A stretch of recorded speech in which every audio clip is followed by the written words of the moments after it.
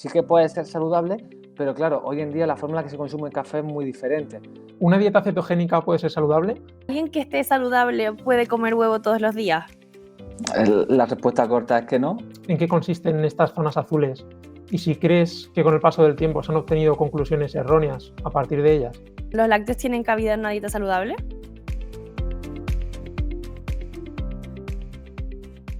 La nutrición está en boca de todos, lo que conlleva que no siempre se aborde desde un punto de vista riguroso. Investigación, crononutrición, dietas basadas en plantas, huevo o matriz alimentaria. Para hablar de todo ello desde el punto de vista de la evidencia científica, estamos con Miguel López, nutricionista, investigador y docente. Miguel es doctor en Ciencias de la Alimentación, investigador principal del Grupo de Investigación Dieta, Salud Planetaria y Rendimiento y profesor en la Universidad Francisco de Vitoria, además de colaborar en la formación de posgrado de diferentes universidades. También es vocal de formación en la Junta de Gobierno del Colegio de Dietistas Nutricionistas de Madrid y divulgador científico desde su cuenta Nutreconciencia. Bienvenido, Miguel. Hola, buenos días. Muchísimas gracias, Paula y Mario, por contar conmigo y en este nuevo proyecto que seguro que va a ser maravilloso. En 2022 se publicaron las últimas recomendaciones dietéticas de la Agencia Española de Seguridad Alimentaria en Nutrición. Estas, en comparación al menos con las recomendaciones que había hasta el momento, proponen una alimentación con un mayor protagonismo de los alimentos de origen vegetal. Esto mismo ha ocurrido con otras guías europeas, como por ejemplo las guías finlandesas. Cada día, por tanto, parece más claro el consenso en torno a que la mejor dieta para la salud es aquella en la que priman los alimentos vegetales. No obstante, siguen habiendo preocupaciones y mitos que acechan a la población. Eso es, estamos hartos de ver en redes al final esas posibles carencias que promueven algunos si reducimos el consumo de carne o algunos perjuicios como por ejemplo los antinutrientes si aumentásemos los alimentos de origen vegetal. Así que Miguel, aprovechando que te tenemos aquí, tú tienes un artículo súper interesante sobre este tema de los antinutrientes que dejaremos en la descripción del podcast. Así que bueno, brevemente cuéntanos un poco qué son exactamente los antinutrientes, por qué tienen ese nombre y lo más importante, qué efectos ejercen sobre nuestra salud. Vale, el tema de antinutrientes, la verdad que es un término que incluso dentro de la comunidad científica está cambiando la percepción respecto a si realmente se tienen que denominar antinutrientes o tienen que tener otro nombre.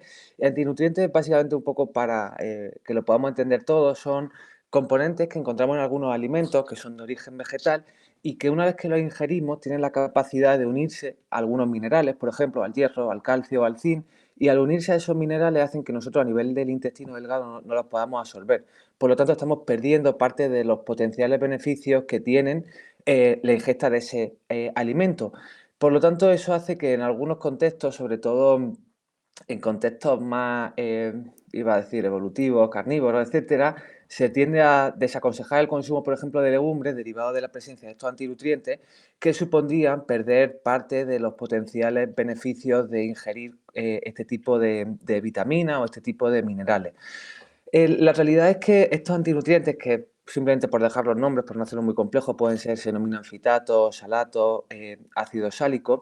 Estos componentes, si bien es cierto que están presentes en los alimentos de origen vegetal y si bien es cierto que son capaces de formar complejos con algunos de estos minerales, también es cierto que muchos de ellos se eliminan de una manera bastante significativa con técnicas que de una manera empírica a lo largo de la historia se han ido realizando, como puede ser remojarlo, como puede ser la alta temperatura, como puede ser la germinación o la fermentación.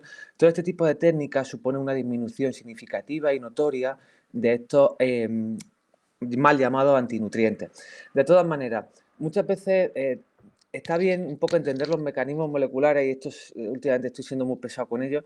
Entender los mecanismos moleculares de las cosas es maravilloso porque esto nos ayuda un poco a profundizar y por ejemplo, a nivel farmacológico, a buscar terapias que nos ayuden a abordar dichos mecanismos.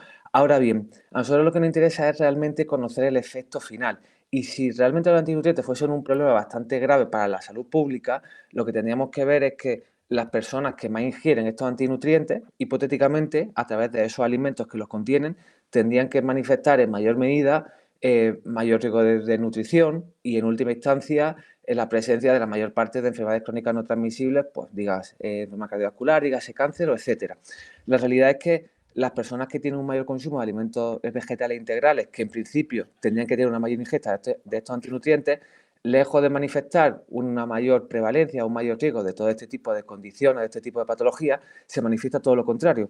Por lo tanto, muchas veces nos quedamos en cosas muy pequeñas y nos olvidamos del abanico o la amplitud de miras que deberíamos tener en este sentido, y es ver el efecto final sobre la salud. Y por último, simplemente por dejar un pequeño detalle que es muy interesante, que justamente lo comentamos en el paper, la mayor parte de los estudios que hay hasta el día de hoy, cuando hablamos de estos antinutrientes, suelen ser en modelos animales, donde habitualmente se daban dosis muy altas y se veía cómo si a una rata le da una dosis espectacularmente grande de estos antinutrientes, pues sí que podía tener un efecto nocivo.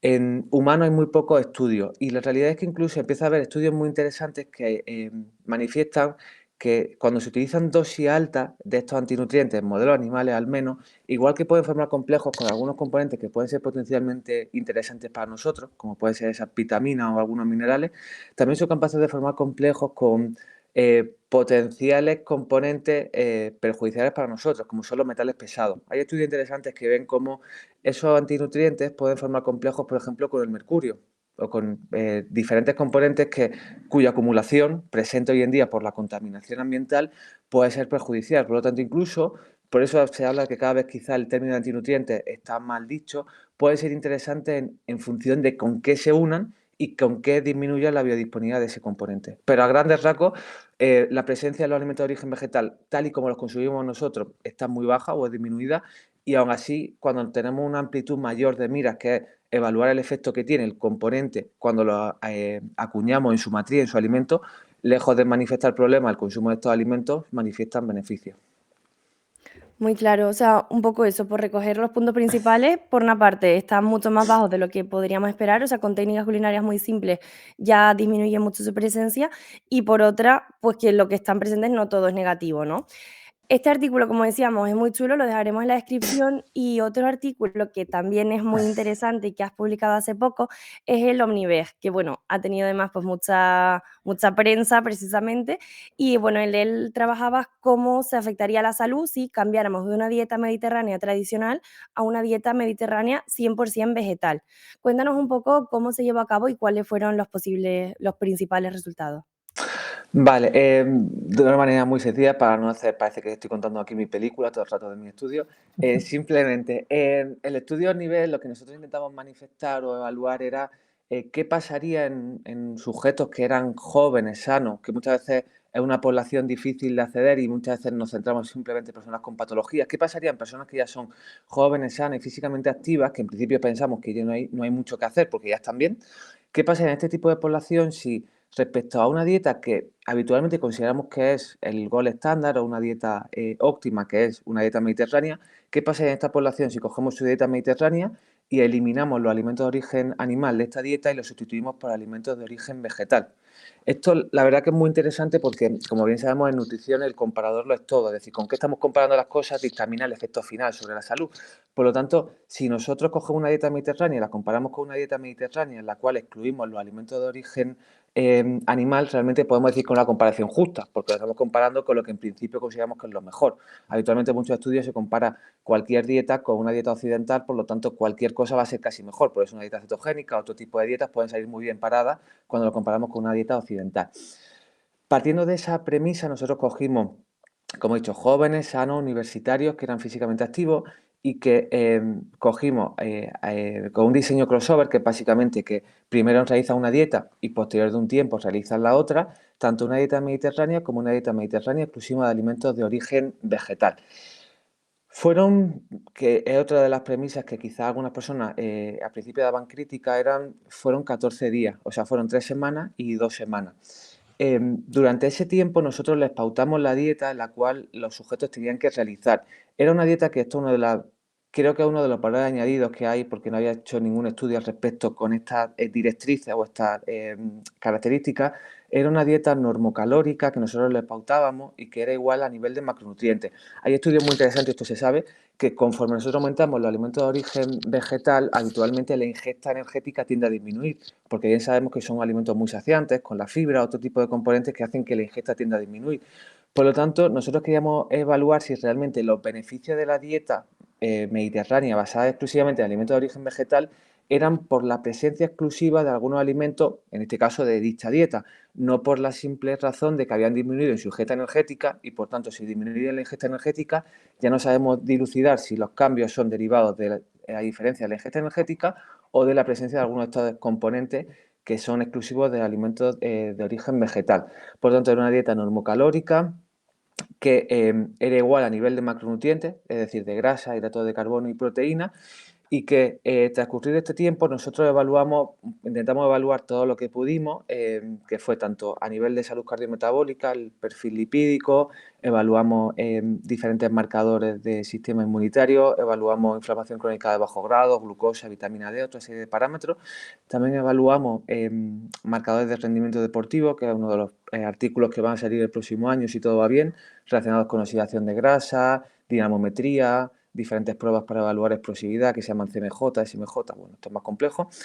Y también evaluamos parámetros relacionados con el impacto medioambiental y también con el coste económico. El primer estudio, que es el que se ha publicado, que habéis comentado, fue exclusivamente cogiendo los valores asociados a salud cardiometabólica. Y nosotros pudimos evaluar cómo solamente estas 3 semanas siguiendo una dieta mediterránea exclusivamente de alimentos de origen vegetal supuso una reducción mayor tanto de colesterol total, colesterol LDL y de un marcador de inflamación crónica de bajo grado, en mayor medida de la que se pudo observar cuando los sujetos siguieron esa dieta mediterránea.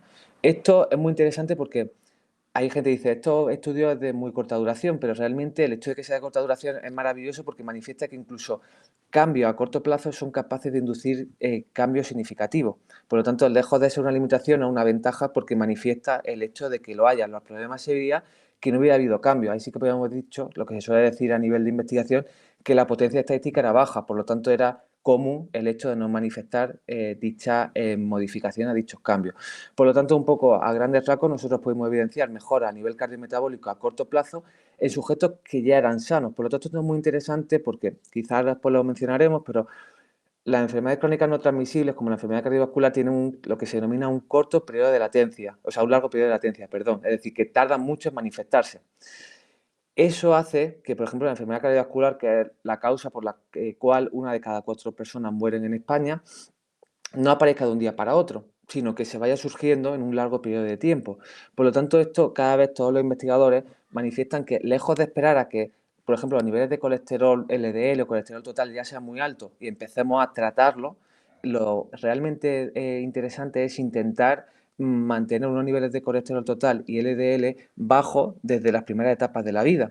Por lo tanto, aquí se manifiesta la importancia de coger poblaciones que habitualmente hablamos poblaciones sanas, pero aquí es la complejidad de qué es población sana, qué son parámetros, por ejemplo, de colesterol total o LDL sano, cuando habitualmente cogemos una analítica y decimos si es menos de 200 ya es sano.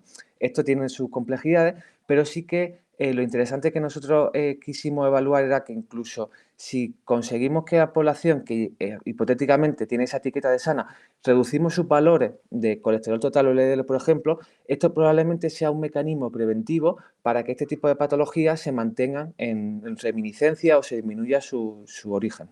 Muy bien, Miguel. Un inconveniente que la gente suele mencionar a menudo cuando se trata el tema de llevar una dieta más basada en plantas o no, es el aspecto económico. Suelen mencionar que por lo general son más caras y parte de tu proyecto Omnive también ha estudiado precisamente esto, ¿no? O sea, ¿es realmente una dieta vegetal más cara que una omnívora? ¿Y cuáles son los resultados más destacables en este aspecto? Sí, es verdad que uno de los impedimentos, de las barreras que habitualmente se aluden a decir si hay una dieta vegetariana o vegana, no la sigo, o una de las dificultades es el coste económico que implica el llevarla a cabo. La realidad es que yo creo que sin ser científicos, sin hacer ningún estudio, simplemente yendo a un supermercado podemos evaluar cómo los alimentos vegetales integrales tienen un coste razonablemente bajo y creo que la magnificación mayor de esta comparación eh, son las legumbres, que deberían ser la principal cambio a nivel de fuente de proteína de origen vegetal cuando intentamos desplazarlas respecto a la proteína de origen animal, que sea en este caso, por ejemplo, la carne o el pescado. El precio de la carne y el pescado actualmente empieza a subir y es caro, incluso teniendo en consideración que esto es algo que muchas veces se nos olvida, que el precio de la carne y el pescado puede ser caro, pero incluso sería mucho más caro si realmente pagásemos el coste que tiene el llevarlo a cabo.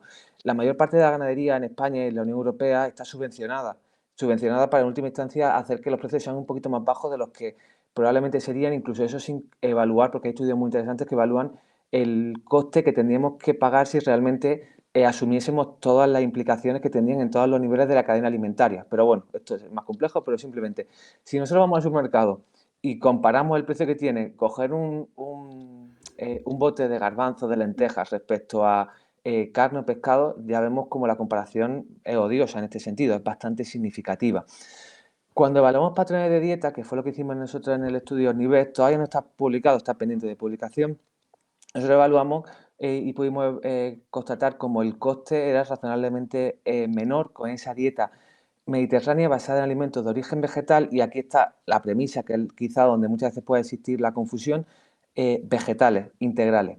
Porque claro, muchas veces cuando hablamos de dieta mediterránea, o sea, perdón, de dieta vegana o dieta vegetariana, muchas veces se nos vienen a la cabeza ese tipo de análogos cárnicos o análogos de alimentos de origen animal, que intentan mimetizar esas características, y que habitualmente este tipo de productos sí que tienen un coste razonablemente más caro. No voy a decir nombres comerciales, pero a todos se nos vienen a la cabeza hamburguesas o análogos de la pechuga de pollo o similares, que es cierto que este tipo de productos tienen costes razonablemente más altos, que incluso si los comparamos con la carne pueden ser incluso ligeramente mayores. Pero ahora bien, la recomendación o el punto de partida que nosotros tendríamos que hacer en este sentido no es armar nuestra alimentación en base a este tipo de productos, sino que tendría que ser a partir de vegetales integrales, es decir, a partir de legumbres, verduras, hortalizas, semillas, frutos secos, como punto central de esa alimentación.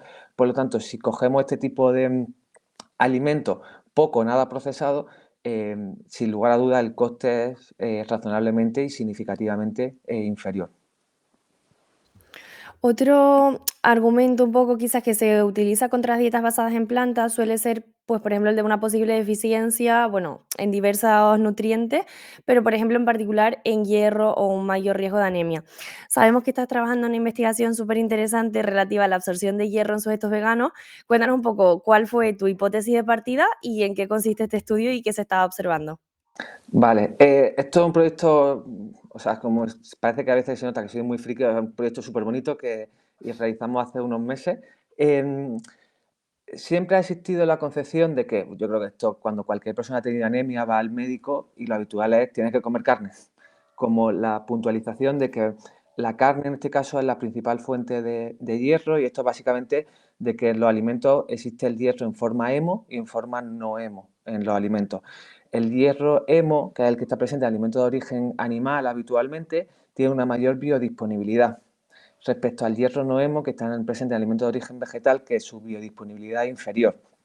Por lo tanto, habitualmente se tiende a contextualizar que las personas que no consumen carne o que tienen una dieta sin alimentos de origen animal tienen un mayor riesgo de la magnificación de esa deficiencia de hierro, que sería en este caso anemia ferropénica, por no incluir este tipo de alimentos. La realidad es que cuando nos vamos a los estudios no se ve una mayor prevalencia de anemia ferropénica en población vegetariana o vegana, sobre todo, esto por tampoco hacerlo mucho más complejo, sobre todo cuando se ajusta, se denomina en investigación, por factores de confusión que pueden mediar esta relación. Por ejemplo, la inflamación está muy relacionada con la presencia o cambio en el metabolismo del hierro, y, por ejemplo, cuando se ajusta por proteína C reactiva, que es un marcador de inflamación crónica, no se observan diferencias en la prevalencia de anemia ferropénica, pero simplemente eso como pequeño matiz. Entonces, claro, la cuestión interesante es ¿por qué? Hipotéticamente, aquí sí que un estudio que nosotros quisimos era evaluar mecanismos vinculados a esta situación. ¿Por qué, a pesar de que vegetarianos o veganos no consumen hierro hemo, por lo tanto, hipotéticamente deberían tener un mayor riesgo de esta anemia ferropénica, por qué no la manifiestan? ¿Por qué no la presentan? Entonces, lo que nosotros quisimos evaluar en este estudio, que todavía, o sea, tenemos resultados preliminares, pero todavía no completos, era constatar cuáles son los diferentes actores relacionados con el metabolismo del hierro que pueden estar implicados en esta situación. Uno de ellos, que es quizás el más interesante y que quizás algunas personas han escuchado alguna vez, es la hexidina. La hexidina es una hormona que regula la absorción del hierro a nivel intestinal. El ejemplo fisiológicamente más llamativo, quizás más visual y que aparece en todas las mujeres en algún momento de su vida, bueno, en todas no, en algunas de ellas, es durante el embarazo. Durante el embarazo los niveles de hecidina tienden a disminuir y la hecidina al disminuir hace que la absorción de hierro a nivel dietético aumente. Y eso es como un mecanismo muy bonito a nivel fisiológico de mostrar cómo el cuerpo se adapta ante situaciones, por ejemplo, en las cuales la demanda de hierro son superiores. Y en este caso se manifiesta y se sabe muy bien en mujeres embarazadas. La hipótesis que yo me planteé en su momento, porque todavía no había ningún estudio realizado hasta esa situación, era que quizá en sujetos que son vegetarianos y veganos, sobre todo en veganos, los niveles de hecidina son más bajos, que sí que hay estudios, sobre todo en poblaciones más jóvenes, en adolescentes, hay estudios que ven como en sujetos veganos los niveles de hecidina son más bajos, pero realmente si los niveles de hecidina son más bajos, eso realmente supone que la absorción del hierro no hemo en un sujeto vegano respecto a un sujeto omnívoro tiende a ser mayor y que eso en última instancia compense dicha limitación y en última instancia suponga que realmente no tengan problemas asociados a alteraciones o deficiencias de dicho mineral que obviamente es esencial. Nosotros esto lo hicimos, como he dicho, los resultados son muy interesantes, no puedo hacer spoiler todavía, pero son resultados bastante interesantes y que quizá van un poco en coherencia o en línea a dicha relato o dicha literatura científica que tenemos hasta el momento. Este estudio, realmente lo único que queríamos constatar, entre comillas, como único, era realmente entender cuál es el mecanismo molecular o fisiológico que realmente lleva a esta situación. La situación de llevar a entender por qué eso, en última instancia, no supone un mayor riesgo de anemia ferropénica, ya se sabe. Es realmente el mecanismo.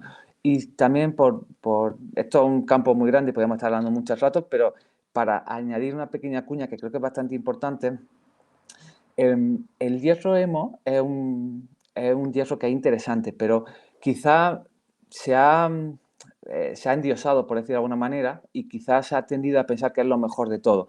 Y un poco en nutrición tendemos a pensar que quizás sin ser conscientes de que parece que cuanto más es mejor y que pensamos que un alimento es maravilloso porque tiene mucho de un nutriente y por eso le damos en última instancia recomendar. El hierro hemo es verdad que es más biodisponible, pero es que quizá esa mayor biodisponibilidad puede suponer un problema, en el sentido de que con el consumo actual de carne, que muchas veces decimos un consumo alto de carne, que es un consumo alto de carne, porque habitualmente en España, al menos con datos en España, se consume siempre digo este dato, 105 gramos, o sea, kilogramos de carne al año. Esto equivale a 280 gramos al día. Hay gente que no consume, por lo tanto, la distribución es bastante heterogénea. Es decir, que el consumo de carne prácticamente en la mayor parte de la población española está presente de manera diaria, sin ser conscientes, porque puede estar presente en cualquier comida del día. Ese consumo de carne supone un consumo de hierro hemo habitualmente más alto. El hierro hemo se ha podido constatar cómo está vinculado con diferentes reacciones que están mediando en última instancia la formación de radicales libres. Radicales libres que son un poco el punto de convergencia o el punto de origen de muchas enfermedades y una de las más conocidas en este caso es el cáncer. Por lo tanto, la conexión o el nexo que hasta el día de hoy pues es bastante consistente de consumo de carne roja y carne procesada con cáncer, sobre todo con cáncer colorectal, puede estar mediada, esto son hipótesis, porque en última instancia es la convergencia de muchos puntos y de muchas variables, pero uno de esos mecanismos que llevan a esta relación entre consumo de carne y cáncer, sobre todo cáncer colorectal, puede ser a través del hierro hemo.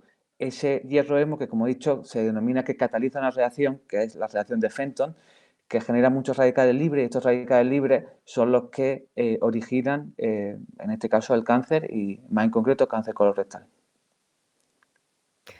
Muy interesante y nada, deseando que salga este estudio porque, bueno, porque tiene muy buena pinta. Antes también nos adelantabas, en el marco del OCNIVEG evaluabais también parámetros de rendimiento deportivo y además también sé que recientemente has estado revisando la literatura en relación a las dietas veganas y la fuerza. Muy brevemente, una pincelada, ¿qué nos podrías contar de dietas basadas en plantas y rendimiento deportivo, fuerza, ganancia de masa muscular, un poco en ese sentido? Vale, como bien dices, esto voy a intentar ser muy breve porque podemos estar hablando muchísimos ratos sobre el tema. La realidad es que siempre se ha concebido que la proteína de origen animal tiene una serie de beneficios en el contexto deportivo. O sea, cualquier persona que fuese al gimnasio pues tenía que tomar su batido de proteína de whey protein con sus huevos revueltos o con proteína de origen animal como una fuente indispensable o necesaria para realmente optimizar el rendimiento, tanto si hablamos de fuerza como hablamos en otro tipo de ámbitos deportivos. La realidad es que cuando nos vamos a la literatura científica, en la mayor parte de estudios se ha podido constatar, y un poco lo que nosotros hemos evaluado en una revisión sistemática en metaanálisis, que está también pendiente de revisión, es que una dieta basada en plantas, cuando en este caso es capaz de cubrir los requerimientos tanto a nivel energético como a nivel de los diferentes macronutrientes, pero sobre todo a nivel energético, no induce o no supone cambios significativos en rendimiento deportivo, entendidos como fuerza, en sus diferentes variables, así como en composición corporal. Lo que sí que hay algún estudio que sí que ha podido ver quizás ligeras diferencias a peor con la dieta basada en plantas, es quizá, o quizá no, en este caso, cuando esa prescripción dietética supone en estos sujetos que disminuyan su ingesta energética. La ingesta energética es, más que la proteína, quizá el principal factor que lleva a cambios, por ejemplo, en la fuerza. Cuando se lleva este tipo de prescripción dietética, hay sujetos que tienden a disminuir su ingesta energética, básicamente por ese factor saciante de la dieta y porque no alcanzan o no saben inducir cuál es el intercambio que tienen que realizar de proteína, por ejemplo. Entonces, la disminución de esa ingesta energética sí que puede hacer que sea el mediador que suponga una ligera disminución del rendimiento deportivo, pero igualdad de ingesta energética, cuando realmente se alcanzan la equivalencia de alimentos, no se observan o no se pueden constatar diferencias en fuerza o en composición corporal asociadas, por ejemplo, a masa magra o a masa muscular. Perfecto. Vale, muy bien. Y siguiendo con este tema deportivo, sabemos que uno de los pocos suplementos que realmente parecen ser útiles de verdad es la creatina. Y sabemos también que es un nutriente que está dentro de los alimentos de origen animal. Entonces, bueno, en el contexto de una persona que sigue una dieta vegana o vegetariana, podría haber una posible carencia. Y sabemos que también esto lo estás estudiando. Entonces, ¿podría la creatina ser un suplemento más interesante de lo normal en vegetarianos o veganos? Sí, o sea, esto que parece, o sea, que parece no, que es muy interesante y que realmente con lo que nosotros estamos un poco estudiando y con lo poco que hay, un poco se pone en evidencia la relevancia o el interés de todo esto.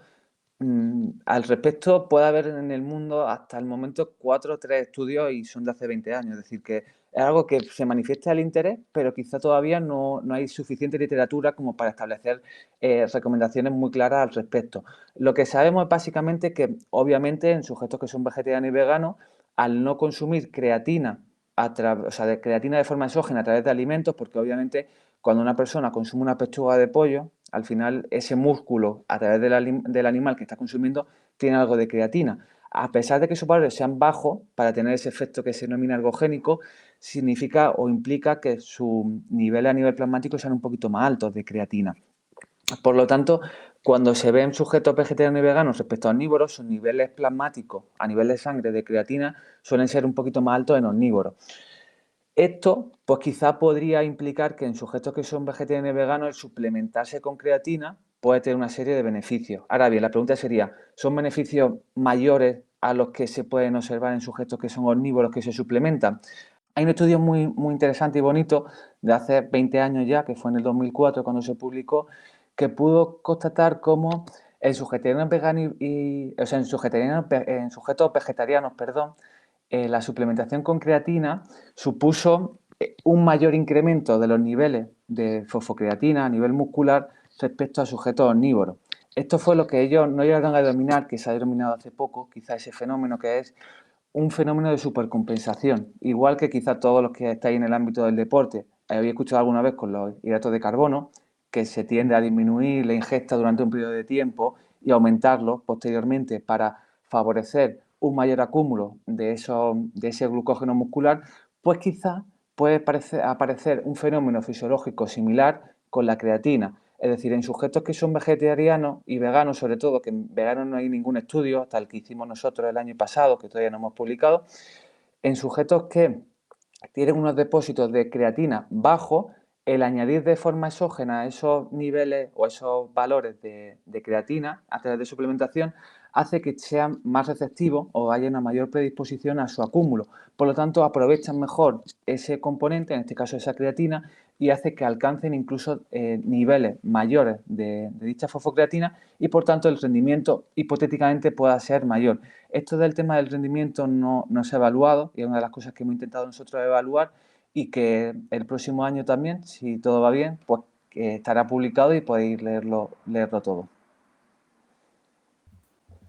Qué maravilla.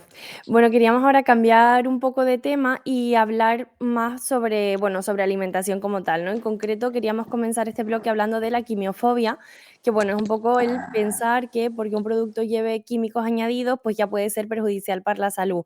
Esto no solo se aplica a alimentos, sino incluso también pues, a cosméticos o cualquier otro producto que utilicemos sobre nuestro cuerpo.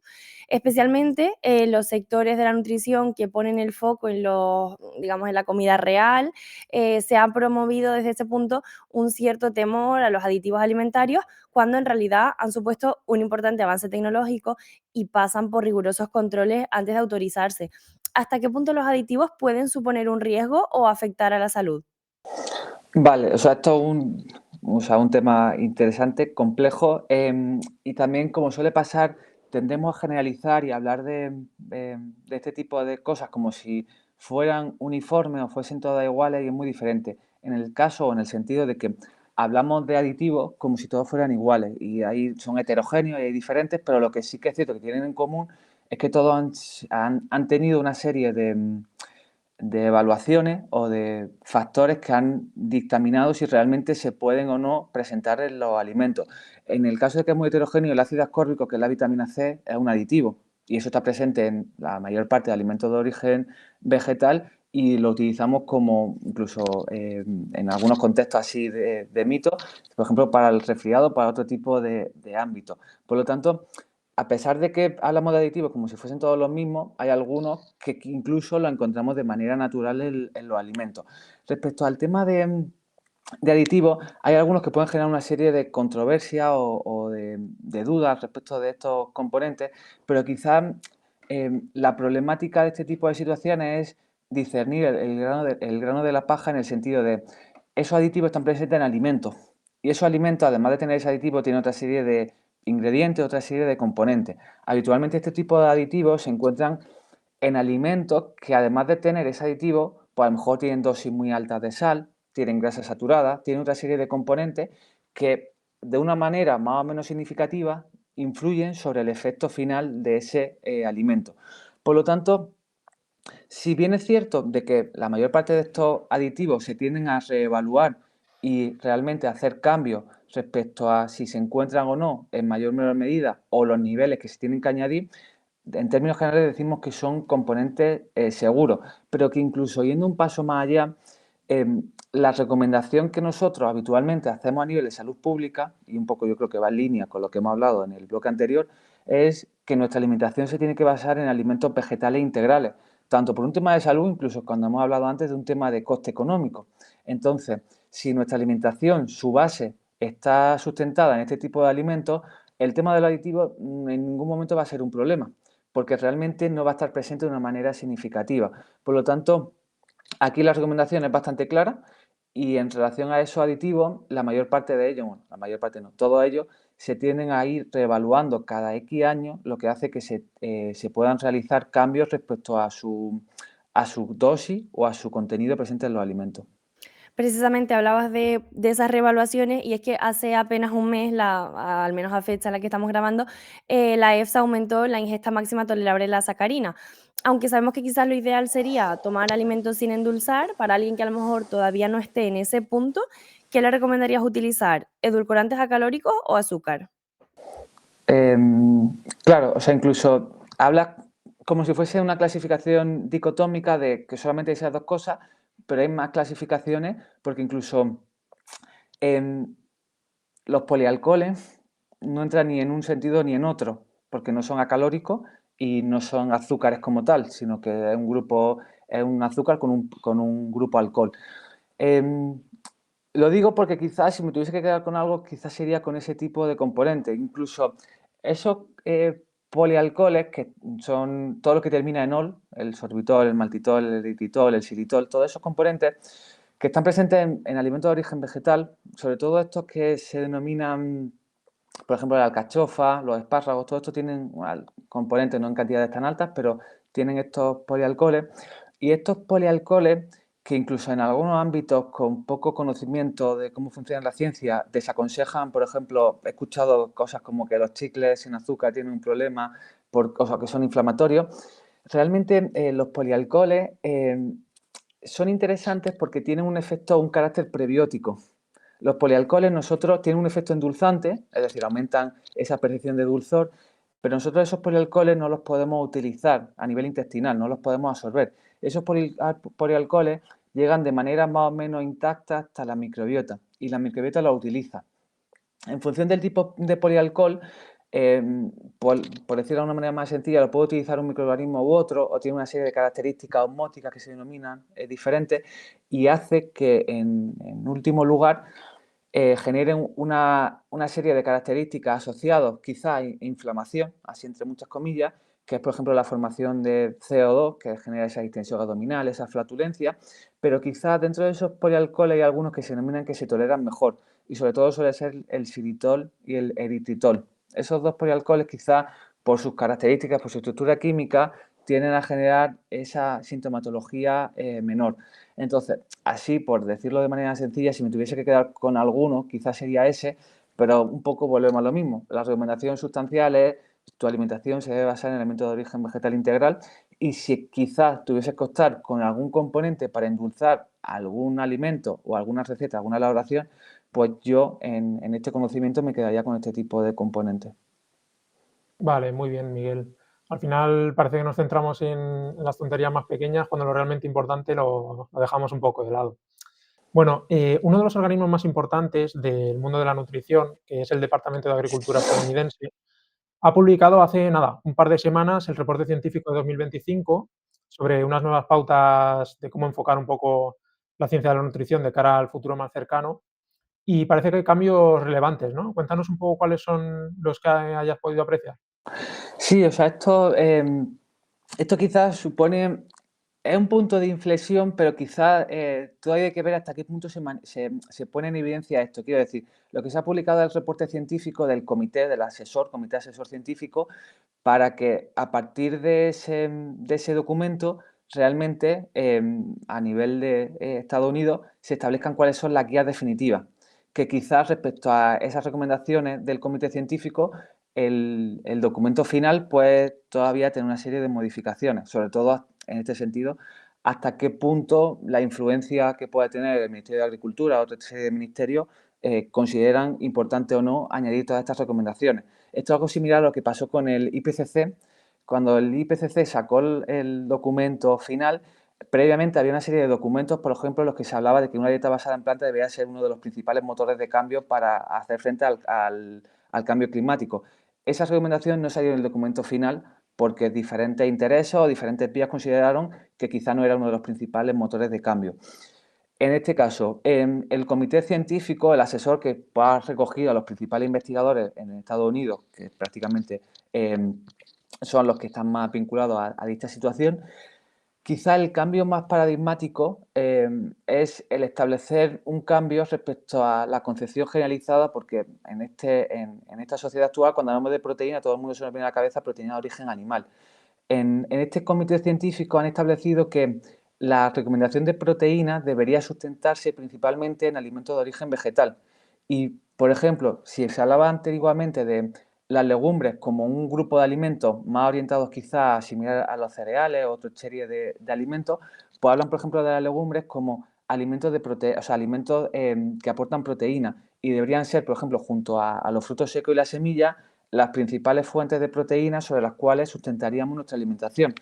Esto parece algo como fuera de lo común, de lo que estamos habituados, pero realmente va en convergencia o en línea a la literatura científica actual, que sustenta el hecho de que nuestra alimentación debería basarse en alimentos de origen vegetal, esa dieta basada en plantas. Por lo tanto, es una manera de establecer en el público general cómo alcanzar dicha recomendación dietética.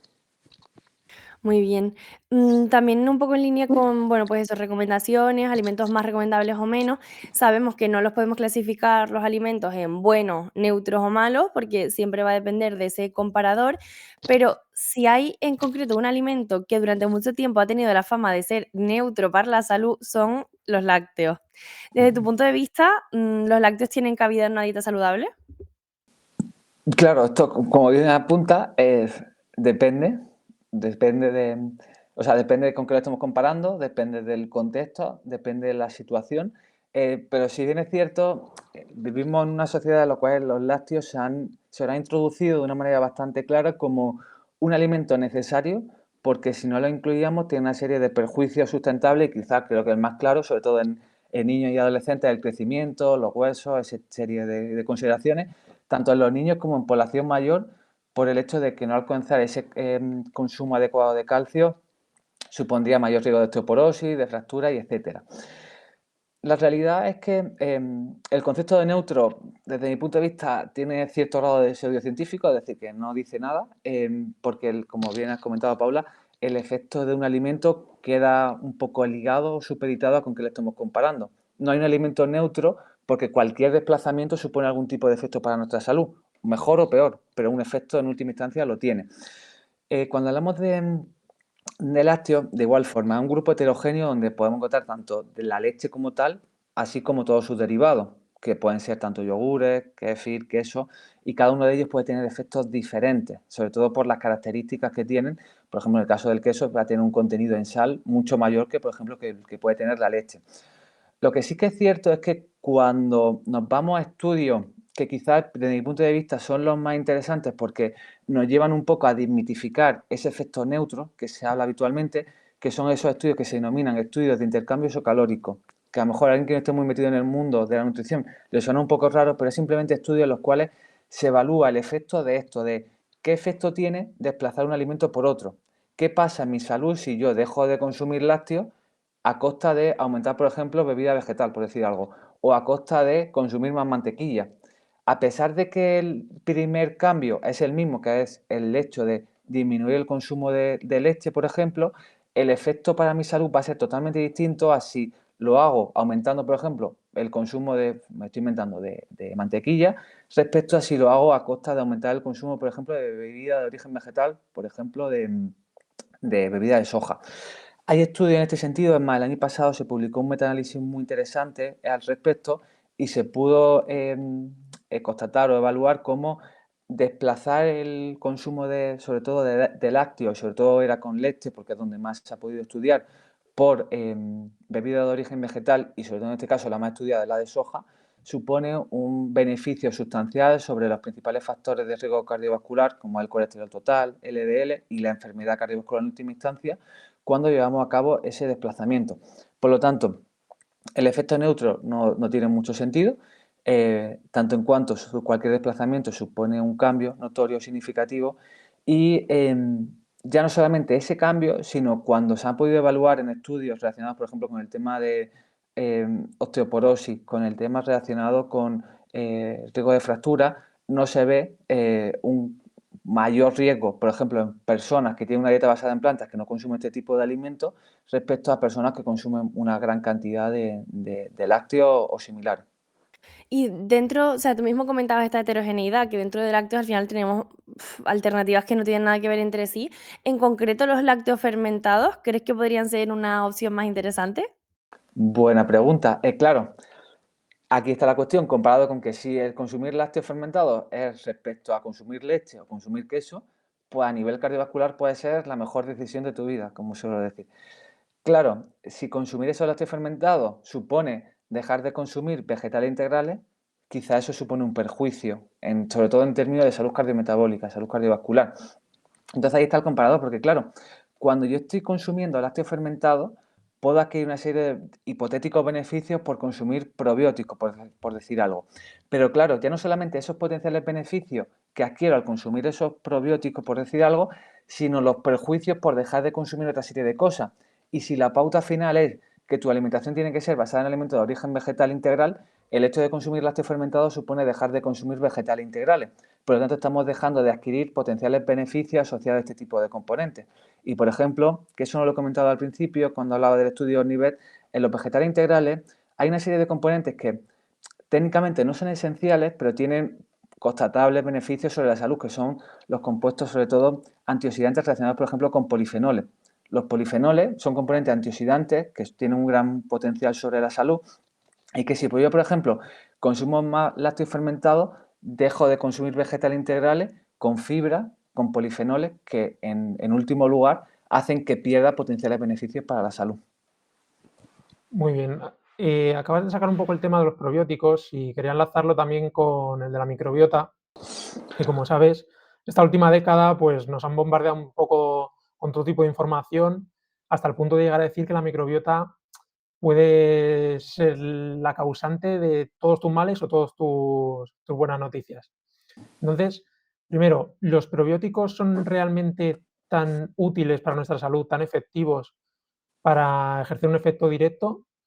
Y segundo, ¿qué hay de verdad de la microbiota y qué hay de mito? Vale, esto también es un tema interesante y complejo. En relación a la microbiota, es cierto que obviamente creo que en el momento actual, con la literatura científica que tenemos, es indudable decir que tiene un rol importante y tiene un papel en el origen, tanto bueno, en la salud como tal y en el origen de diferentes patologías o condiciones no transmisibles. La cuestión es discernir, que creo que, o sea, creo no, este es el punto en el que nos encontramos, en el hecho de hasta qué punto realmente la microbiota, la alteración de la misma, es la causa o el efecto de esta situación. Es decir, si realmente la alteración, esa disbiosis que se denomina, es simplemente uno de los cambios fisiopatológicos que se generan asociados a esa patología, o si realmente esa disbiosis es la causa que lleva a el origen de dicha condición o dicha patología. Aquí todavía existen una serie de circunstancias que dificultan el llevar a cabo esta situación. De todas maneras, y aunque voy a empezar a recalcar mucho esto en este sentido, los principales componentes que modulan la microbiota en beneficio son los alimentos de origen vegetal, tanto en cuanto los principales componentes que alimentan esa microbiota, los prebióticos, son de origen vegetal.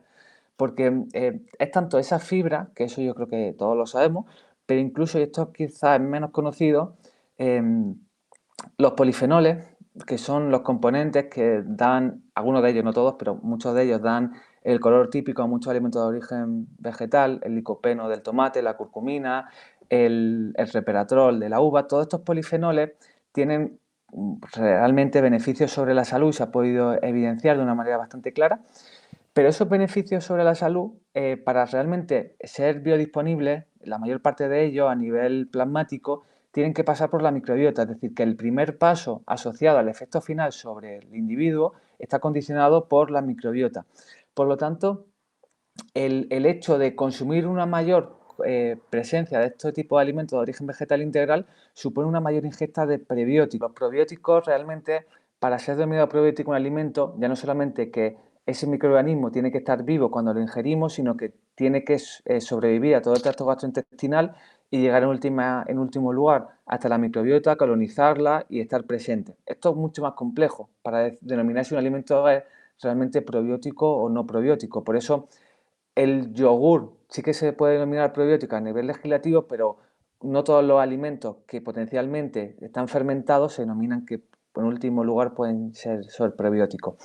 De todas formas, con la microbiota existen como todavía muchas cuestiones por resolver, porque a pesar de que, y quizá ahí también vienen las circunstancias de los famosos test de microbiota y otra serie de factores, cada persona tiene una microbiota distinta y hasta el día de hoy no tenemos un estándar de decir la microbiota ideal es una microbiota que tenga una concentración determinada de cada una de estas cepas, porque si llegásemos hasta ese punto sí que podríamos establecer medidas para alcanzar que todas las personas tuviesen una determinada presencia de determinados microorganismos que son potencialmente ideales en un contexto más complejo de la salud.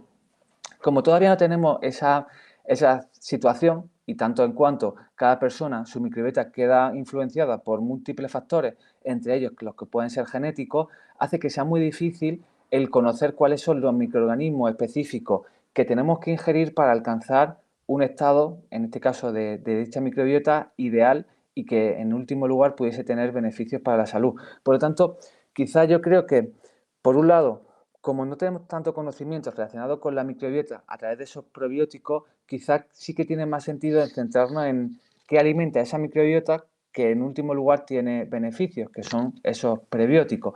Por lo tanto, esos prebióticos, que son ese alimento que alcanzamos a través de la alimentación, sobre todo de vegetales integrales, sí que puede inducir beneficios para la salud.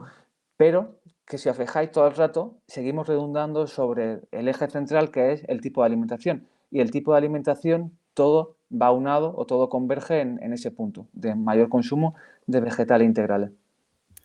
Vale, yo creo que bastante clarificador esta explicación, pero ahora queríamos pasar a un tema muy polémico que genera mucha confusión y que sorprende, al menos en mi experiencia, sorprende mucho a los pacientes cuando les explico las recomendaciones oficiales.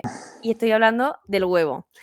Miguel, la pregunta del millón y muy brevemente, porque sabemos que este tema daría para hablar horas. ¿Alguien que esté saludable puede comer huevo todos los días? La respuesta corta es que no, obviamente, y simplemente por mencionar y por aportar algo diferente, el colesterol, o sea, el colesterol dietético nosotros no lo necesitamos porque sintetizamos todo el colesterol que a nivel vital el ser humano requiere.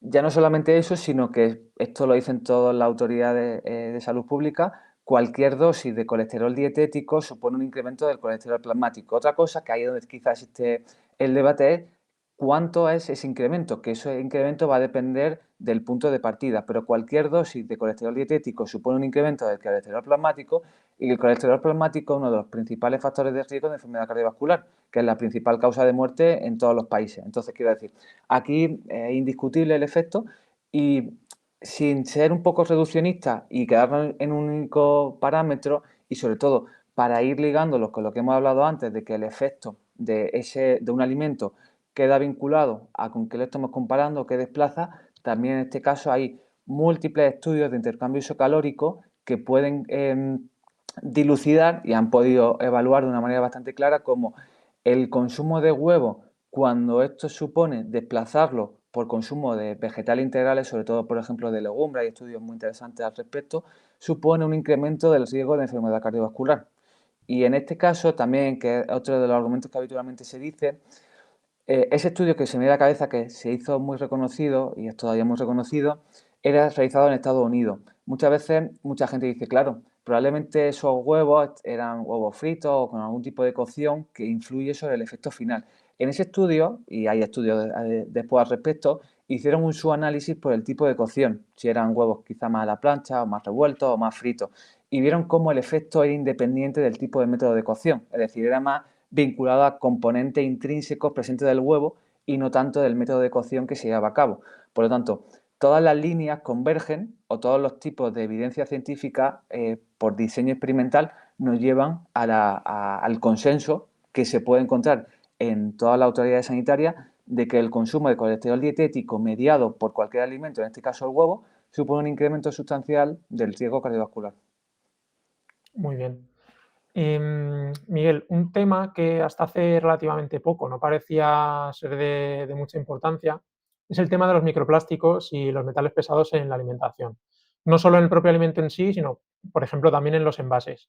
Entonces, bueno, la pregunta es, ¿cuál es el impacto real y que realmente nos pueda llegar a preocupar de los microplásticos en nuestra salud y cómo podemos reducir nuestra exposición a estos? Claro, el impacto real, por desgracia, y quizá el problema real, es que se desconoce. El problema o el impacto real se desconoce porque, claro, para nosotros conocer el impacto real de un componente tenemos que hacer uso de lo que se denominan como estudios observacionales, estudios epidemiológicos, es decir, estudios en los cuales durante mucho tiempo evaluamos el efecto que tiene sobre la salud la exposición de ese componente.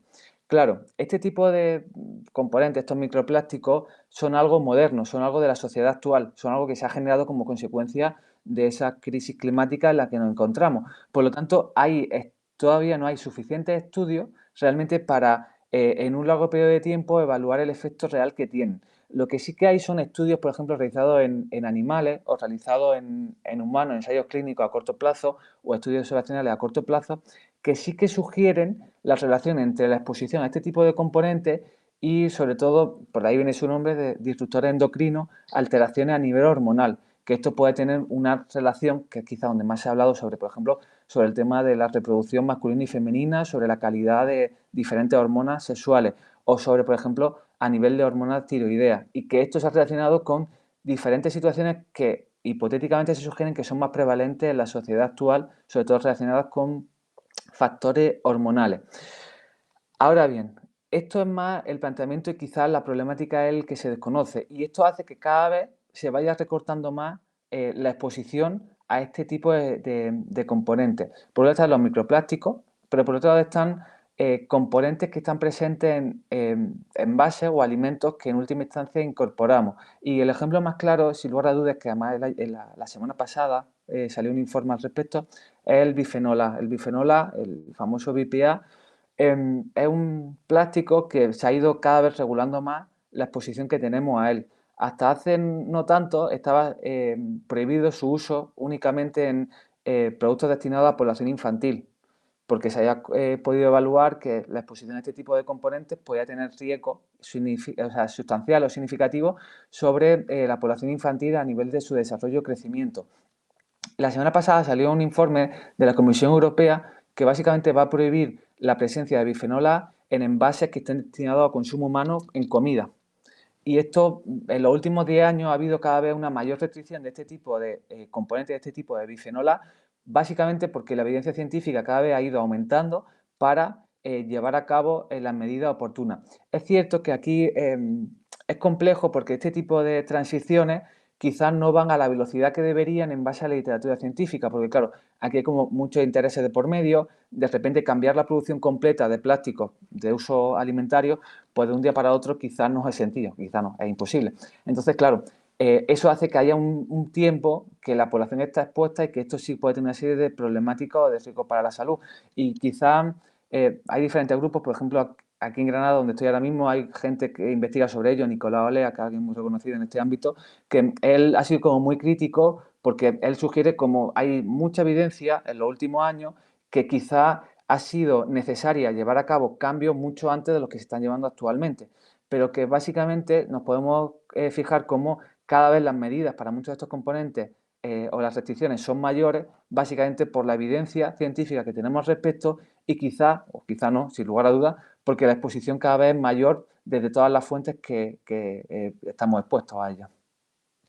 Vale, muy bien. Pues por lo que me dices, vemos que el tema de los microplásticos, por ejemplo, conlleva un importante riesgo y sabemos que uno de los alimentos que más cantidad de microplásticos puede llegar a tener es el pescado. Entonces, bueno, esto cambia un poco el paradigma que hemos oído toda la vida de que el pescado es un alimento súper saludable y ahora recientemente ya podemos empezar a decir que ya no lo es tanto, entre otras cosas por esto. Incluso, si me permites, no solo toda la vida, sino, por ejemplo, las recomendaciones de la ESAN, que son, pues, de hace nada más que 2 años, recomiendan 3 o más veces, pescado a la semana, así que no sé un poco tu consideración al respecto. Claro, las recomendaciones de la ESAN, claro, hay que tener en contexto que muchas veces las recomendaciones dietéticas aunan, en cierta manera, toda la literatura científica intenta converger eso en la cultura, en los factores culturales. En España se ha vinculado a que España es un país del Mediterráneo y, por ejemplo, el consumo de pescado es algo como muy propio, intrínseco en este caso, a nuestra sociedad.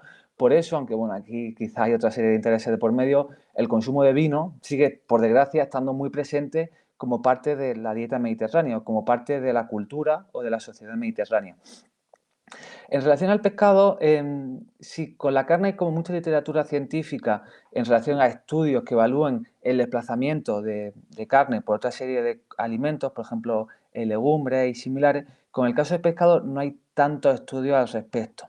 Lo que sí que es cierto es que los estudios que hay y que evaluaban o evidenciaban que había que consumir pescado por una serie de componentes como puede ser el omega 3, hacen que quizá en el momento actual sea ligeramente distinto, al menos con el tipo de producción de pescado que tenemos actualmente, donde el pescado actualmente principalmente procede de piscifactoría, lo que hace que el contenido en ese famoso omega 3 no es el mismo que el pescado que es salvaje, que este pescado es mucho más costoso y que habitualmente no es el que la mayor parte de la población al menos en España, consume, que no es de salvaje, sino que suele ser de piscifactoría. Eso por un lado, es decir, que quizá el nutriente paradigmático bajo el cual se recomendaba su consumo, que es el omega 3 en el pescado graso, en la mayor parte de la población, a través del tipo de pescado que consume, no hay tanto omega 3 como potencialmente o tradicionalmente se pensaba, eso por un lado, y por otro lado, la presencia o la situación de microplásticos, mercurio, otra serie de componentes contaminantes ambientales que se han magnificado en los últimos años, consecuencia de un poco de la crisis climática, y que hacen que sea una fuente de exposición a esos contaminantes y que esos contaminantes, sobre todo en relación al mercurio, se sabe de una manera bastante sustancial o bastante cuantiosa que esto puede tener implicaciones negativas notorias sobre la salud. Lo que sí también es indiscutible, que es quizá una de las grandes amenazas que se nos olvida muchas veces, el pecado de piscifactoría supone una serie de implicaciones y la sobreexplotación en relación al ámbito marino es bastante sustancial o bastante significativo, y una de las emergencias que esto establece la OMS en relación a la producción de alimentos es el pescado, sobre todo de piscifactoría, porque una de las principales focos o de las principales fuentes de origen de transmisión de resistencia a antibióticos. La resistencia a antibióticos, que es una de las principales emergencias que tiene la sociedad actual, muchas de ellas aparecen de diferentes ambientes de producción de animales, y en este caso la producción de pescado en piscifactorías, que se caracteriza por hacinar muchos pescados en unas condiciones que favorece el uso de antibióticos y que en último lugar favorece la presencia de este tipo de resistencia a antibióticos, hace que sea uno de los grandes riesgos, de los grandes problemas que hace frente a la sociedad actual. Por tanto, hay como muchos focos que dificultan el poder recomendar de una manera notoria o sustancial este tipo de alimentos, pero que sin lugar a dudas, un poco siguiendo en esa línea, la recomendación de la ESAN tiene una serie de connotaciones a nivel cultural que quizá desde mi punto de vista favorece que se recomiende en mayor medida respecto a la literatura científica actual, y por todos esos factores de omega 3, metales pesados o componentes relacionados a este tipo de alimentos, desde mi punto de vista no tendría que ser una de las principales fuentes de proteína de origen animal a recomendar. Hay un concepto muy bonito y del que tú hablas con frecuencia, que es la matriz alimentaria. Esta determina en gran medida los efectos que en última instancia tenga ese alimento sobre la salud. El ejemplo más claro es el de los nitratos y los nitritos en vegetales y en carne. Hay nutrientes que pueden impactar de forma distinta en función del alimento en el que estén contenidos. Sí, claro. Justamente quizá uno de los ejemplos más paradigmáticos es el que acabas de comentar, porque es como muy contradictorio en relación a cómo un mismo alimento, o sea, mejor dicho, cómo diferentes alimentos que contienen un mismo componente hace que el efecto de ese componente sea totalmente distinto. En uno de los ejemplos más paradigmáticos, al menos que yo tenga conocimiento, es el que justamente has comentado, el de los nitratos, los cuales pueden estar presentes tanto en alimentos de origen vegetal de manera intrínseca propia, como son, por ejemplo, las remolachas o las hojas verdes, que hacen que su consumo sea incluso utilizado en el contexto deportivo, los famosos, depende si está en el ámbito deportivo, pero los nitratos se utilizan mucho en el ámbito deportivo, el zumo de remolacha, aunque suele ser concentrado, como un componente vasodilatador, que eso favorece el rendimiento deportivo porque hace que haya una mayor oxigenación para el tejido muscular, pero incluso en un ámbito de salud, esos nitratos tienen un efecto beneficioso, por ejemplo, porque pueden disminuir la presión arterial y pueden ser uno de los mecanismos que relacionan el consumo de vegetales integrales con la presencia de estos nitratos en relación a esos efectos beneficiosos a nivel cardiovascular, mediando el que es el principal factor de riesgo de dicha enfermedad, que es la hipertensión. Los nitratos pueden estar presentes de manera intrínseca en alimentos de origen vegetal, como he dicho, en las remolachas o en hojas verdes, y también pueden estar presentes en alimentos de origen animal, pero no de manera natural, sino que se les añade. Por ejemplo, en los embutidos se suele añadir como un mecanismo conservante los nitratos. El hecho de que estén en un alimento u otro, a pesar de que sean a nivel químico el mismo componente, esos nitratos, hacen que el efecto final sobre la salud sea distinto. En el caso de los vegetales integrales se ha visto cómo esos nitratos, en último lugar, se convierten en ese óxido nítrico, que es beneficioso, es vasodilatador. En cambio, en el caso de la carne, sobre todo embutido, se ha podido constatar cómo esos nitratos se convierten en nitrosamina, y esas nitrosaminas son un factor carcinogénico sustancial que puede ser otro, bueno, en este caso sí que lo es uno de los puntos que conectan el consumo de carne procesada y el riesgo de cáncer. El hecho de la presencia de otra serie de componentes, en el caso de los vegetales, se ha podido sugerir que los antioxidantes que tienen hacen que se favorezca el paso de nitrato a óxido nítrico, que al no estar presente en los embutidos, y en los embutidos el pH, por ejemplo, propio de los embutidos o la sal que tienen, favorece que el paso sea en mayor medida de nitrato a nitrosamina, lo que hace que el efecto final sobre la salud sea muy distinto. Otro ejemplo que mientras que estaba diciendo me ha ido acordando, quizá y muchas veces en redes sociales se utiliza mucho, es el tema, por ejemplo, de la fructosa. La fructosa, en función de si lo encontramos, por ejemplo, en la fruta o si lo encontramos en otra serie de alimentos, tiene efectos distintos final sobre la salud, lo que hace que mucha gente tienda, por ejemplo, a desaconsejar el consumo de algunos de esos componentes, por ejemplo, la fructosa presente en la fruta que me estoy comiendo al mediodía, porque esa fructosa se relaciona con el hígado graso no alcohólico relacionado con el acúmulo de dicho componente. Pero la materia en la que se encuentra, en este caso, por ejemplo, en el caso de la fruta, la fibra, el agua, los polifenoles que tienen, hace que el efecto final sobre la salud sea distinto a si ingerimos esa fructosa a través de una bebida azucarada o de un alimento más ultraprocesado. Muy bueno, yo creo que esta aplicación muy necesaria y muy, sí, muy clarificadora, porque es algo con lo que lamentablemente siguen habiendo dudas. Queríamos ya no hablar tanto quizás de alimentos, sino quizás un poco más de patrones o de maneras de alimentarse. Con frecuencia se usa el argumento de que comer carne nos ayudó a desarrollar el cerebro para justificar su consumo. Más allá de que esto sea una falacia naturalista y que habría que definir el dónde y el cuándo, ¿qué sabemos de lo que comían nuestros antepasados?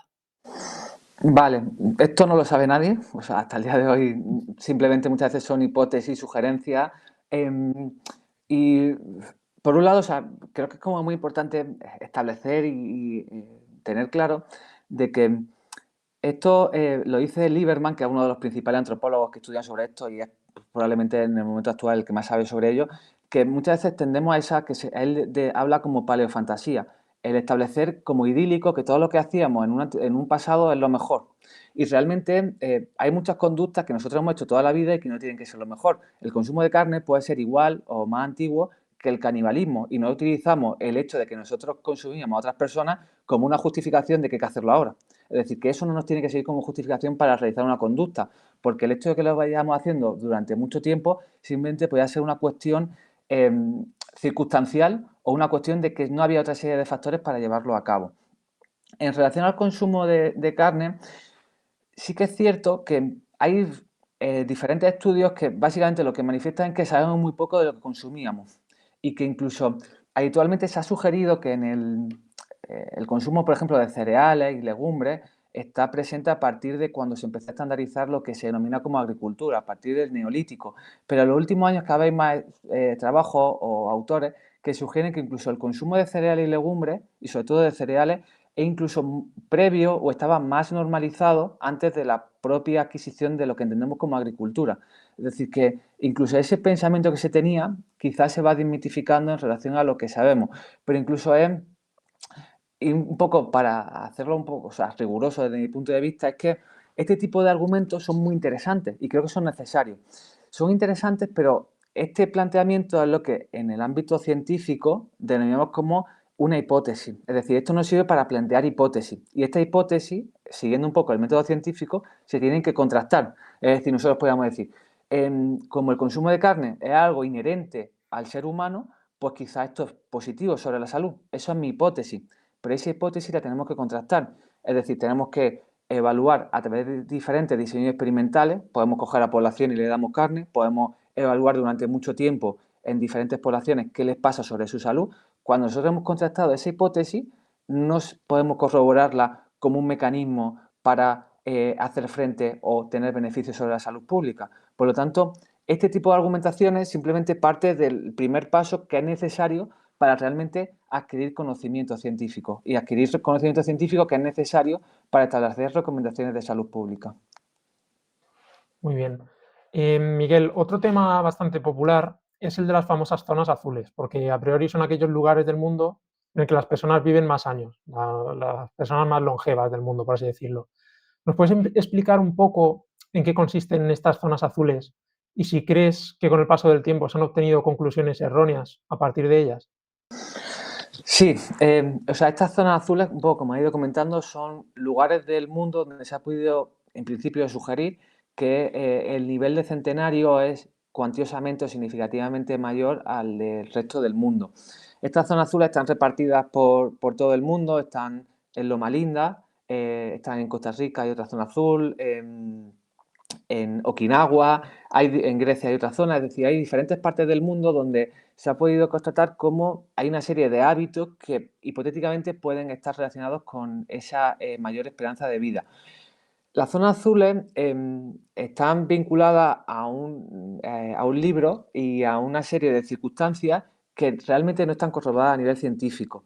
Incluso tanto es así que hay un trabajo que ha generado bastante controversia y que aún no se ha publicado como tal, está en lo que se denomina en preprint, no está todavía publicado, pero que sugerían como probablemente muchas de estas zonas azules, la forma en la que el señor que hizo, es que no recuerdo ahora mismo el nombre, el señor que hizo este libro y que ha salido un documental en Netflix, tiene esta serie de circunstancias, probablemente no sea riguroso o al menos no siga los pasos que deberíamos seguir, que sí que se siguen a la hora de establecer conocimiento científico. Básicamente, no hay estudios relacionados o no hay estudios publicados científicos, por ejemplo, en Okinawa o en la zona de Costa Rica o en diferentes zonas que se vinculan a las zonas azules. En la única zona azul donde sí que hay muchos estudios realizados, publicados, revisados por pares, que se ha evaluado de una manera minuciosa, es Loma Linda, que son los adventistas del séptimo día, los famosos Adventist High Study, en los cuales esta zona azul sí que hay estudios, independientemente de que sea zona azul o no, sí que hay estudios que sí que han podido evaluar que tiene una serie de características que su longevidad es mayor respecto a la longevidad de cualquier otra parte que se ha podido datar. Y estos adventistas del séptimo día que viven en Loma Linda tienen una serie de características, entre ellas las cuales está la presencia de un mayor consumo de vegetales integrales. Incluso en Loma Linda es muy interesante y llamativo porque es una población de estudio idílica porque no consumen alcohol, hacen ejercicio, no fuman y tienen una dieta mayormente basada en plantas. Y lo interesante de esto es que dentro de esta población hay sujetos que se pueden denominar como veganos, vegetarianos, incluso personas que siguen una dieta vegetariana y que consumen pescado. Y se ha podido encontrar como a mayor consumo de vegetales integrales en esta población, la longevidad y la presencia de enfermedades crónicas no transmisibles, enfermedad cardiovascular, tiende a disminuir. Por lo tanto, en relación a las zonas azules, la evidencia es, digamos, un poco cogida con pinzas y que dentro de las zonas azules, probablemente la única sobre la cual sí que hay literatura científica es los adventistas del séptimo día, en Loma Linda, en los cuales justamente siguen ese patrón que estamos hablando todo el rato, que es una dieta basada en plantas. Queríamos pasar a hablar de otro tema en el que sabemos que también, bueno, eres experto, digamos, o tienes mucho background, que es la crononutrición. La crononutrición es un campo de estudio que relaciona los patrones de alimentación con los ritmos circadianos. Tengo la percepción de que hay una fina línea entre lo que es cierto y el uso incorrecto quizás que se le da, justificando a lo mejor prácticas que no tienen razón de ser. Cuéntanos un poco, ¿qué es la crononutrición? Y si, bueno, ¿qué parte es esa de mito y qué parte sí que podría ser más útil? Vale, igual, o sea, es una amplitud y quizá, como dice, una línea muy fina entre lo que sabemos y respecto a lo que sabemos, cómo podemos llevarlo a cabo a la práctica. Básicamente, cuando hablamos de cronobiología, que sería la denominación general, cronobiología es básicamente la disciplina que estudia cómo todas las variables biológicas del ser humano, diferentes, o sea, las hormonas, la temperatura corporal, pueden ir variando a lo largo del día y varían a lo largo del día. Y esto va a estar condicionado por diferentes, digamos, mediadores o diferentes factores, que el más conocido es la exposición al sol. La exposición lumínica es una de las variables que modulan cómo esas hormonas van fluctuando a lo largo del día. Tanto la exposición al sol, lo que ingerimos también modulan esas variables. Y sí que es cierto que a partir de esta cronobiología aparece otra disciplina que es la crononutrición. La crononutrición es cómo lo que ingerimos puede modular, en este caso, nuestros ritmos circadianos. Y sí que es cierto que se ha podido, o se sabe básicamente que nuestras características en relación a estas variables biológicas hacen que nuestra tolerancia, por ejemplo, la ingesta de alimentos suele estar mayor o más acentuada en los momentos del día, es decir, en las primeras horas del día, donde existe una mayor predisposición a nivel fisiológico a captar o utilizar de una manera más eficiente esos nutrientes. Básicamente, la resistencia, o sea, la sensibilidad a la insulina, la oxidación de grasa, otra serie de variables tienden a ser un poquito mayor en los momentos del día respecto a la noche. Lo que hace que en último lugar podamos decir que sea más, o sea, que sea óptimo ingerirlo en dicha situación. De aquí han aparecido diferentes mecanismos. Por ejemplo, hay un tipo de ayuno intermitente, que es alimentación restringida en el tiempo, time restricted eating, que básicamente se basa en concentrar la ingesta de alimentos en los momentos de exposición al sol. Sí que es cierto que de esta manera puede ser, basándonos en esta optimización de la salud, la tolerancia a alimentos se ha podido sugerir que, basándonos en esta cronobiología, es ligeramente mayor cuando se realiza en los momentos de exposición al sol, ya que muchas de estas variables, como hemos mencionado, suelen estar mejoradas. Esto es simplemente por una cuestión, podemos entender, como evolutiva. Nosotros estamos preparados para ingerir alimentos en los momentos en los que, por ejemplo, los podíamos cazar, pero estos básicamente sería como esas falacias naturalistas. Pero sí que es cierto que cuando lo hemos evaluado, se ha estudiado, pues sí que se han podido encontrar mecanismos y efectos finales que podemos ayudar a establecer esta situación, estas recomendaciones. Pero desde mi punto de vista, muchas veces tendemos a magnificar este tipo de situaciones, o al menos con la evidencia disponible que tenemos. Es cierto que puede existir una optimización de la salud cuando concentramos esa ingesta de alimentos en estos momentos del día, pero realmente esto, como pasa en otros ámbitos, el eje central es lo que comemos. Y muchas veces podemos pensar que simplemente por el hecho de concentrar la ingesta de alimentos en un momento del día específico, ya la alimentación queda en un segundo plano, cuando realmente la base central bajo la cual deberíamos establecer este tipo de patrones o este tipo de estrategias sería partiendo de la premisa de la alimentación que llevamos a cabo. Creo que la analogía muy similar que pasa en este caso es con la suplementación. Muchas veces las personas, antes de plantearnos si nuestra alimentación tiene que mejorar o no, nos planteamos que si tenemos que tomar este suplemento o no, cuando realmente la base central tenía que ser la alimentación. Por lo tanto, aquí yo adquiero un poco la misma similitud en relación a tenemos que basarnos en una alimentación que sea óptima, en este caso, y que si sobre ello empezamos a establecer mecanismos o cambios adicionales, pues quizá podamos obtener mejores beneficios, pero realmente no partiendo desde el principio contrario. Vale, muy bien. O sea, imagina que yo llevo un patrón alimenticio óptimo y quiero empezar a ayunar ahora que está tan de moda y sabemos que puede tener algún beneficio. ¿Qué es mejor? ¿Ayunar retrasando el desayuno o saltándotelo? ¿O ayunar adelantando la cena o saltándotela? Sin lugar a duda, y un poco partiendo de lo que iba comentando, lo óptimo sería quitando la cena o adelantando la última comida del día, porque básicamente de esa manera la ingesta de comida se concentraría en los momentos en los cuales hay esa exposición al sol, que es por donde entenderlo de una manera más sencilla, porque claro, la hora depende de cada persona en el mundo, o sea, en el mundo, iba a decir, en el sitio en el que se encuentre. La exposición al sol no va a ser lo mismo aquí que en Finlandia, que en Estados Unidos en ese momento. Por lo tanto, la recomendación general para facilitarla suele ser en los momentos de exposición al sol. Por lo tanto, si partimos de esa situación que hemos comentado, lo ideal sería desplazar la última comida del día y adelantarla lo máximo posible. Y ya saliendo un poco del tema del ayuno, volviendo a la crononutrición como tal, para las personas que trabajen de noche o por turno, ¿qué repercusiones puede tener esto sobre su alimentación? O sea, está un poco descoloque de horarios, ¿y hay algo que puedan hacer para reducir el impacto que este tipo de horarios pueda tener? Claro, te diría que la recomendación que podían tener es cambiar de trabajo, pero obviamente las circunstancias son imposibles. Pero esto es muy interesante y probablemente si aquí nos están escuchando Nutri o personas que hayan trabajado con pacientes que tengan trabajo a turno, es bastante común este tipo de perfiles los cuales pues, manifiestan situaciones en las cuales les cuestan perder peso, pero más derivado de que tienen apetito a deshora o tienen circunstancias que les dificultan mantener un patrón de dieta saludable. Y esto, lejos de caer en apelativos de dificultad de la persona o caer en estigmatizaciones de esta situación, realmente es que incluso la propia IARC, que es la autoridad que establece si algo es carcinógeno o no y el grado del que lo hace, establece que los trabajos a turno es una condición que por sí misma es carcinógena. Es decir, que tiene implicaciones significativas o notorias sobre la salud, básicamente porque se produce lo que se conoce como cronodisrupción, es decir, la alteración de esos ritmos circadianos.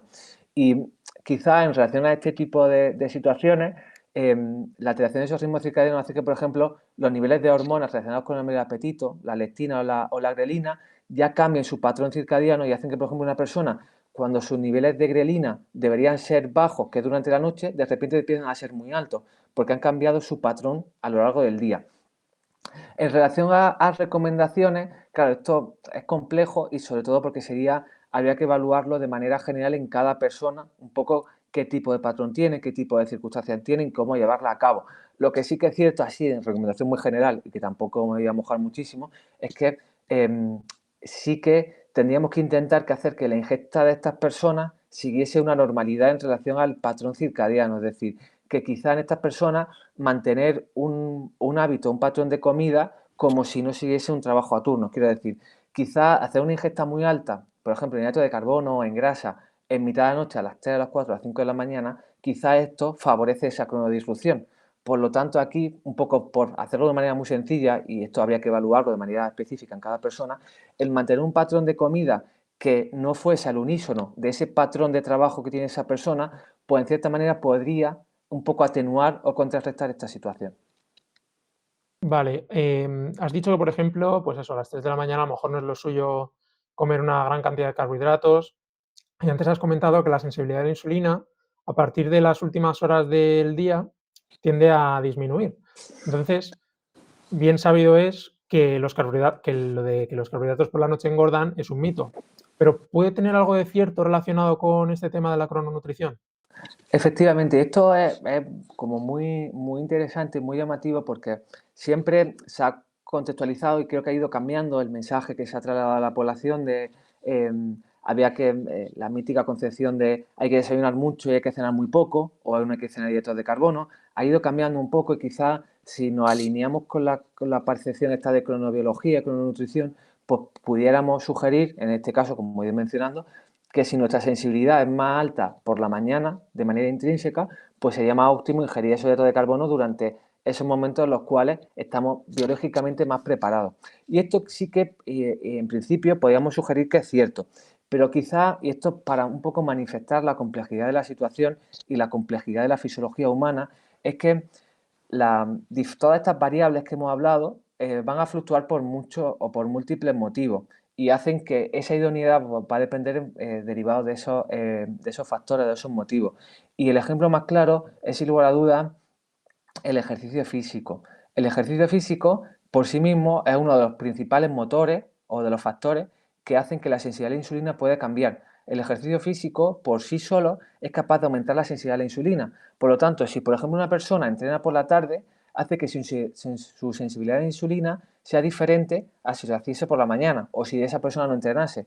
Por lo tanto, ese simple ejemplo hace que probablemente esa recomendación así tan general de decir no tienes que cenar hidratos de carbono va a depender mucho en función de las circunstancias del contexto de esa persona. Por lo tanto, en términos generales sí que podemos sugerir que hay una mayor predisposición fisiológica para ingerir esos hidratos de carbono en esas primeras horas del día, pero múltiples factores, como puede ser el ejercicio físico, hacen que pueda ser utilizado sin ningún problema en otros momentos del día. Bueno, antes de irnos, queríamos profundizar en tu faceta de investigador. Para la gente que pueda estar más alejada de este mundillo, cuéntanos muy brevemente, ¿quién puede publicar un estudio y cuáles son los pasos para hacerlo? Vale, de manera muy sencilla, en 3 fáciles pasos.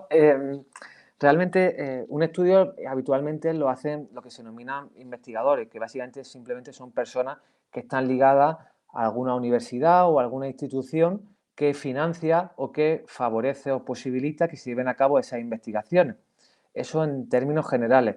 Los pasos a seguir, pues claro, va a depender mucho del tipo de estudio que se quiera realizar. Si son ensayos clínicos, si son ensayos en los cuales se evalúa durante mucho tiempo los hábitos de una persona y la relación que tiene eso con una enfermedad, pero básicamente los pasos quedarían supeditados al tipo de estudio que se quiere realizar, conseguir esa financiación en el caso de que sea necesaria o no, en mayor o menor medida, llevarla a cabo y una vez que se ha llevado a cabo, aquí viene un poco la complejidad de recopilar toda esa información, analizarla a nivel estadístico, entender esos resultados, justificarlos, integrarlos y a partir de ahí, digamos, redactarlos para publicarlos en función del tipo de revista científica que se quiera llevar a cabo para que se puedan, en último lugar, un poco establecer y que se pueda publicar para que todas las personas, o en este caso los interesados, lo puedan llevar a cabo. Algo que creo que aquí sí que es importante es que muchas veces se tiende a alejar mucho esa parte del ámbito de la comunidad científica, la academia, de la población, y parece que se denota el hecho de que los estudios son estudios y parece que los estudios están realizados en alienígenas o en personas que no existen. Y realmente los estudios están realizados en personas. Por lo tanto, los estudios básicamente es la mejor manera de poder entender o generalizar en última instancia esa situación o esas pautas en la población general. Porque claro, muchas veces caemos en el apelativo de a mí me funciona, en ese caso del N1, pero realmente los estudios están realizados en muchas personas. Por lo tanto, de esa manera sí que podemos llegar a establecer generalizaciones y básicamente dar recomendaciones de salud pública, porque al final buscamos dar esa pauta o esa directriz a la mayor parte de la población. Otra cosa es la individualidad de cada persona, pero básicamente en todos los estudios se adquiere toda la heterogeneidad de la población. Por eso se dice que una población tiene que ser representativa, porque de esa manera podemos establecer esas pautas o esa recomendación para ese grupo de población, al menos, de llevarla a cabo. Vale, genial. Miguel, cualquiera que siga un poco tu faceta de divulgador sabe que siempre estás al tanto de todas aquellas novedades que salgan en el mundo de la nutrición, ya sea pues papers, las últimas guías alimentarias, algunos cambios que hayan hecho los principales organismos. ¿Cómo lo haces exactamente? ¿Qué tipo de fuentes tienes para estar tan informado y qué consejos nos darías a los demás para llegar a ese nivel? Vale, o sea, al final esto un poco depende de si es una persona que está más metida en el ámbito científico, por decirlo de alguna manera, pero en el ámbito científico existen buscadores, igual que está Google, para buscar cosas generales, pues en el ámbito científico está PubMed, que es como un buscador a partir del cual tú puedes buscar estudios científicos. En ese buscador puedes hacer o registrar búsquedas, que básicamente es tú estableces 2 o 3 palabras que están relacionadas con ese estudio o esos hipotéticos estudios que quieres conocer y cada vez que se publica un estudio en esa temática que tú has preestablecido, te envían un email diciéndote enhorabuena, ha aparecido un estudio relacionado con esa temática que tú has vinculado. Entonces, esa es un poco una de las formas de tener o conocer los estudios más recientes sobre una temática que te interesa mucho, pero quizás yo creo que la manera más sencilla, aunque también puede ser problemática, yo utilizo diferentes redes sociales y quizás para ello Twitter, a pesar de que yo no utilizo nada Twitter como una forma de divulgar, pero sí para comunicar y sobre todo para saber un poco lo que se publica. En Twitter sí que hay muchos investigadores, los más reconocidos, bueno, muchos de los reconocidos sí que están en Twitter. Por ejemplo, en Instagram no suelen estar, pero en Twitter hay muchos investigadores los cuales sí que publican sus estudios científicos e incluso relacionados con esa temática. Y yo, por ejemplo, a través de Twitter, siguiendo a esos perfiles que considero que son referentes o son relevantes en esa área, pues sí que puedo leer muchos de esos estudios que después comparto por Instagram. Bueno, pues ya sabemos, en cuanto terminemos nos vamos a ver a quién sigue Miguel en Twitter y nos apuntamos. Bueno, ahora sí, para ir cerrando, queríamos lanzarte una serie de preguntas muy rápidas. O sea, un poco las condiciones son que te mojes, ¿vale? Y Vale. nada, que la respuesta sea, pues bueno, concreta. Empiezo yo. ¿Tomar limón para prevenir los catarros realmente funciona? No, o sea, un mito como una catedral, o sea, no tiene ninguna evidencia, tanto porque la vitamina C por sí sola no va a inducir esa mejoría. Muy Vale. bien. ¿Qué opinas de la dieta antiinflamatoria que tan de moda hasta ahora? Pseudociencia, o al menos como se presenta en la actualidad, porque no podemos establecer esa dicotomía de un alimento inflamatorio y otro alimento no inflamatorio y en base a ello establecer una dieta.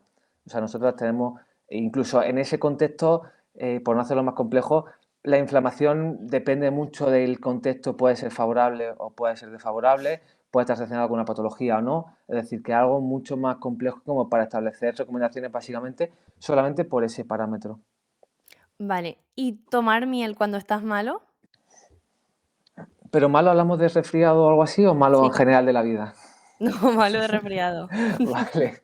En- o sea, igual, o sea, los estudios que hay son bastante... O sea, sí que hay algún estudio al respecto, pero desde mi punto de vista es insuficiente como para establecer que tiene un efecto farmacológico, hipotéticamente en ese sentido, tan potente como un fármaco y que de esa manera podemos establecer frente.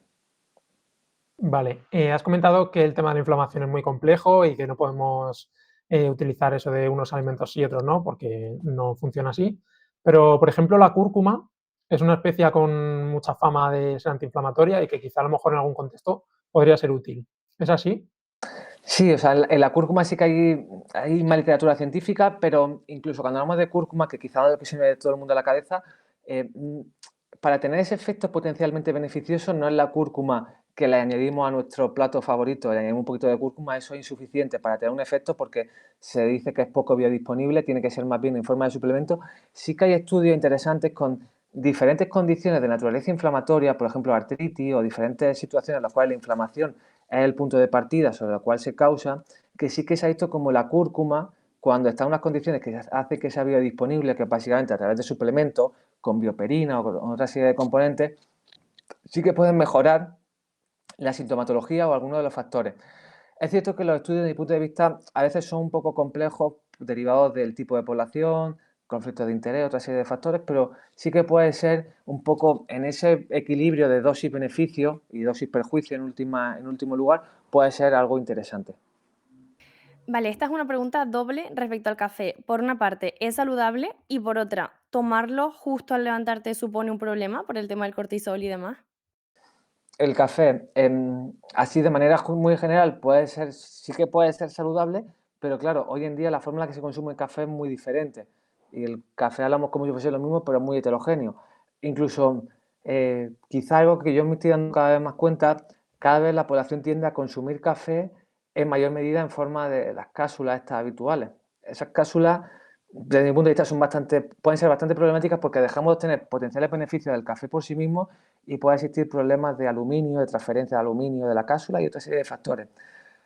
Lo que da lugar a que los efectos del café van a quedar también muy vinculados al tipo de café, a la forma en la que se produce, porque no es lo mismo que sea de cápsula italiana, que sea en forma de cápsula, otro tipo de producción. En términos generales sí que podemos decir que es beneficioso, sobre todo si es más bien arábica que es robusta, lo que se suele decir habitualmente.